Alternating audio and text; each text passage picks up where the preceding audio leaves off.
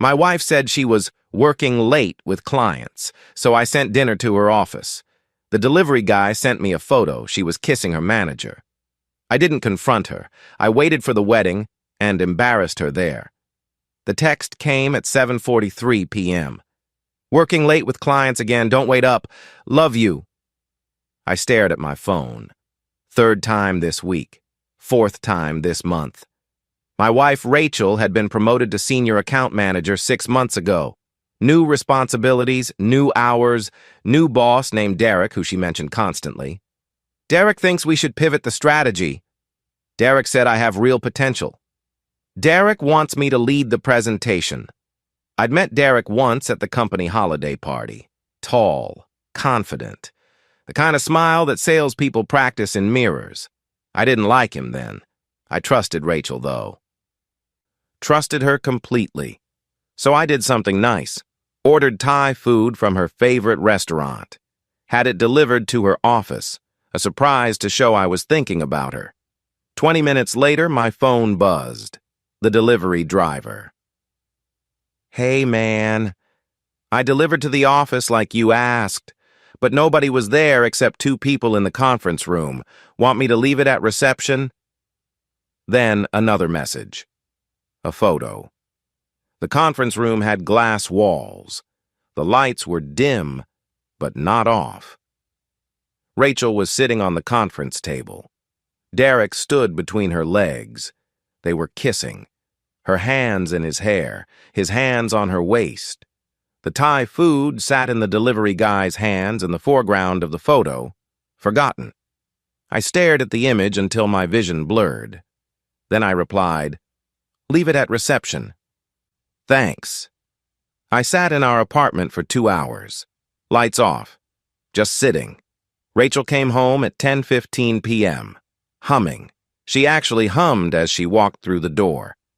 "Hey, babe, sorry I'm so late. The client meeting ran forever." I was on the couch. Calm. Quiet. "How was it?" "Exhausting, but productive. I think we landed the account." She dropped her bag and kicked off her heels. "Did you eat?" "Yeah." "You?" "Grabbed something at the office." Liar. She came over and kissed my forehead. I smelled cologne. Not mine. "I'm going to shower. Be right back." I listened to the water run, deleted the photo from my messages, cleared the call history with the delivery driver. Then I opened my laptop and started planning. Rachel's younger sister, Emma, was getting married in 3 months. Big wedding, 200 guests. Rachel was the maid of honor. She'd been talking about it for a year. "It's going to be perfect. Emma deserves the perfect day." Emma was sweet. 26, marrying her college boyfriend Tom, the kind of couple that made you believe in love. I'd been asked to give a speech at the reception. Brother-in-law tribute. I'd already started writing it. Now I was going to rewrite it. For the next 3 months, I played the perfect husband. Rachel kept working late. I kept smiling, kept asking about her day, kept pretending I believed every lie. "How was work?" "Crazy busy. Derek has us on this huge project." "That's great, babe. I'm proud of you." She'd smile, kiss me, go shower. I'd wait until she was asleep, then I'd work. I hired a private investigator. Cost me $3 grand, but worth every penny. He followed Rachel for 6 weeks. Documented everything. Hotel visits, lunch dates, late-night work sessions that ended with them leaving together. Photos, timestamps, credit card receipts. Rachel had gotten sloppy. Or maybe she thought I was too stupid to notice. The investigator gave me a USB drive with everything. Organized by date, professional, thorough. "Sorry, man," he said when he handed it over. "This part of the job never gets easier." "Don't be sorry. You did exactly what I needed." I also talked to a lawyer, divorce attorney named Margaret Chen. Mid-50s, sharp eyes, no nonsense. "Do you want to file now or after you have your moment?" she asked after reviewing the evidence. "After," she smiled. I thought so. Here's what we'll do. She drew up papers, everything ready to go. Just needed my signature after the wedding. No fault state, but the evidence would help with asset division, and it would make sure Rachel couldn't claim I blindsided her. You're being very methodical about this, Margaret said. I've had 3 months to think. Most people would have confronted her immediately. Most people don't get the satisfaction I'm about to get. The week before the wedding, Rachel was stressed, running around helping Emma with final details, dress fittings, seating charts, favors. I'm so glad you're giving a speech, she said one night. It means so much to Emma, to me. Of course. Wouldn't miss it. She hugged me. I love you. I hugged her back. Said nothing. The wedding was beautiful. Outdoor ceremony at a vineyard. Sunset. String quartet. Emma looked stunning in her dress. Tom cried when he saw her. Rachel stood beside Emma as maid of honor. Powder blue dress, hair perfect, smiling like nothing was wrong. I sat in the second row, watched the vows, watched two people promise forever to each other. Wondered if Rachel remembered our vows, if she'd meant them, if she ever thought about them while she was with Derek. The ceremony ended. Everyone moved to the reception hall. Dinner was served, champagne flowed, people laughed and danced. I waited. The speeches started at 8 p.m. Emma's father went first, emotional. Talked about watching his little girl grow up. Everyone cried. Tom's best man went second. Funny stories, inside jokes. Everyone laughed. Then the MC announced, and now, a few words from the bride's brother-in-law, Michael. I stood up, walked to the microphone. Rachel smiled at me from the head table, proud, happy. I pulled out my note cards. Thank you all for being here tonight. It's an honor to celebrate Emma and Tom. Applause, smiles. Marriage is interesting. It's a promise, a commitment. Two people choosing each other every single day. I paused, looked at Rachel. Emma, you and Tom have something special. I can see it. Everyone can see it. Real love, honest love.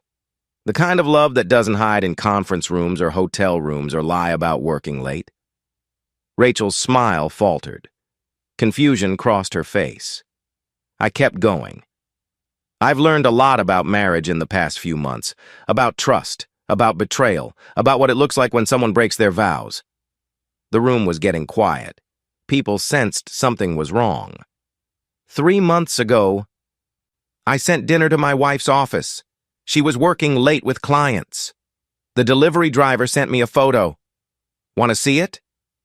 I pulled out my phone. The photo was already queued up on the screen. Rachel's face went white. That's my wife, Rachel, kissing her manager Derek in their office conference room, while I was at home, believing her lies. I held up the phone. The big screen behind me lit up with the image. 10 feet tall, crystal clear. Rachel kissing Derek, his hands on her waist, her hands in his hair. The room exploded into gasps and whispers. Rachel stood up. Michael, what are you... Sit down, Rachel. My voice was calm, cold. She sat. For 3 months I've known.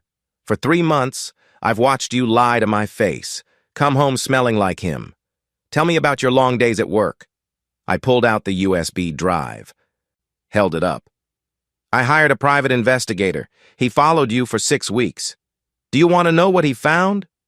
Rachel's face was red now, tears streaming. Michael, please. Not here. Not at Emma's wedding. Why not here? You didn't think about Emma when you were destroying our marriage. You didn't think about family. You didn't think about anyone but yourself. I turned to the screen, clicked to the next photo, Rachel and Derek at a hotel. Timestamp, 3 weeks ago. Another photo. Them at a restaurant, holding hands across the table. Another. Leaving his apartment building at 6 a.m. The room was dead silent except for Rachel's crying. Emma was frozen at the head table. Tom had his arm around her. I turned back to face everyone. I'm not here to ruin Emma's day. I'm here to make sure everyone knows the truth. That Rachel isn't the person she pretends to be. That she's a liar, a cheater, someone who threw away 8 years of marriage for her manager. Rachel stood up again, mascara running. I'm sorry. I'm so sorry. It was a mistake. It wasn't a mistake, Rachel. A mistake is forgetting to pick up milk. You made a choice. Every single time, every lie, every hotel room, every kiss. I pulled an envelope from my jacket pocket. These are divorce papers. My lawyer has copies. You'll be served officially on Monday. But I wanted you to know now, in front of everyone who matters to you, that we're done. I dropped the envelope on the head table. Emma, Tom, I'm sorry for the timing, but your marriage deserves to start with truth. Real truth, not the fake version Rachel's been selling. I looked at Rachel one last time. You can keep the apartment. I moved my stuff out yesterday. The furniture's yours. I don't want anything that reminds me of you. She was sobbing now. Full breakdown. Her mother rushed over. I walked away from the microphone. The room parted as I headed for the exit. Behind me, chaos. Rachel screaming my name, people shouting, Emma crying. I didn't look back. Outside, the air was cool, quiet.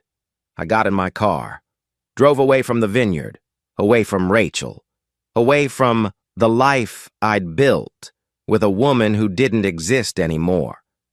My phone started buzzing, calls, texts, Rachel's number over and over. I blocked it.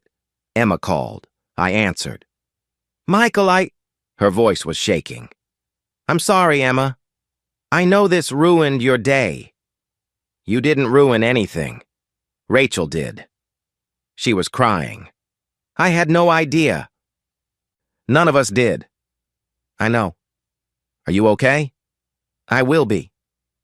I love you. You're still my brother. I love you, too. The divorce was finalized 6 weeks later. Margaret was right. The evidence made everything smooth. Rachel didn't contest anything. Couldn't. She tried to call me 17 times in the first week, left voicemails, crying, apologizing, begging. I never listened to them. Derek got fired. Turns out the company had a strict policy about relationships between managers and subordinates. Rachel's evidence made it impossible to ignore. She got demoted. Different department, different hours. Heard she moved back in with her parents. People ask me if I regret it. Making the speech, exposing her at Emma's wedding. I don't. Rachel spent 3 months lying to my face, making me look like a fool. She deserved 3 minutes of truth. Some people say I went too far, that I should have been the bigger person. Those people weren't me. They didn't come home every night to lies, didn't smell another man's cologne on their wife, didn't watch someone they loved destroy everything. I gave Rachel exactly what she gave me. Public humiliation. And you know what? It felt good.